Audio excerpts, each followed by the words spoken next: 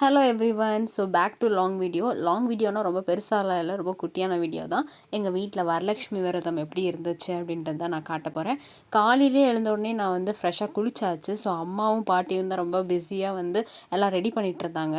So எனக்கு எந்த வேலையுமே அம்மா வந்து கொடுக்கல. ஸோ அன்றைக்கி வந்து நான் வந்து ரொம்ப ஃப்ரீயாக தான் இருந்தேன். அப்படி இந்த மாதிரி சாங்ஸ்லாம் கேட்டுட்டு அப்படியே என்ஜாய் பண்ணிகிட்டு இருந்தேன். என்ன சாங்குன்னு தெரிஞ்சால் கமெண்ட்டில் சொல்லுங்கள். வந்துட்டு நம்ம ரெடி ஆக போகிறோம்.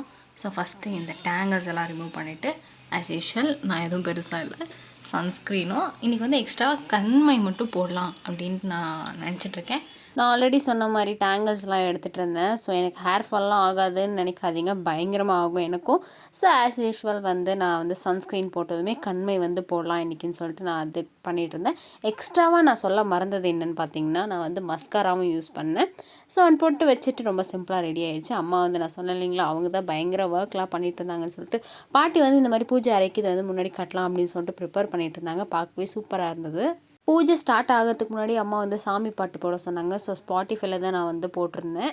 இதுதான் எங்கள் வீட்டோட வரலட்சுமி. ஆக்சுவலி நாங்கள் இந்த வருஷம் ரொம்ப சிம்பிளாக வந்து பண்ணியிருந்தோம். இது வந்து வரவங்களுக்கு வந்து கொடுக்கறதுக்காக அம்மா வந்து ரெடி பண்ணி வச்சுருந்தாங்க.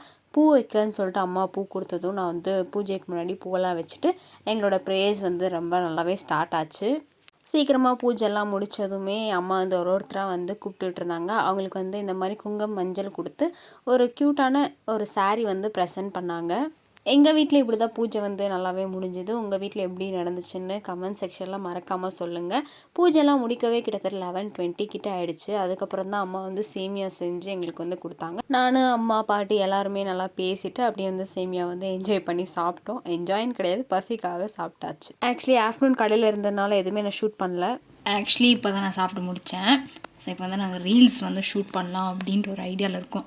அது கரெக்டாக வருமா வராதான்னு கூட எனக்கு தெரியல. ஸோ நாங்கள் அதுக்கு இப்போ வந்து ரெடியாக போகிறோம். ஸோ இந்த vlog நான் முடிஞ்சால் கண்டினியூ பண்ணுறேன், பாருங்கள். ஸோ நியர்லி 1 hour ஆச்சு எங்களுக்கு 2 ரீல் எடுக்கவே.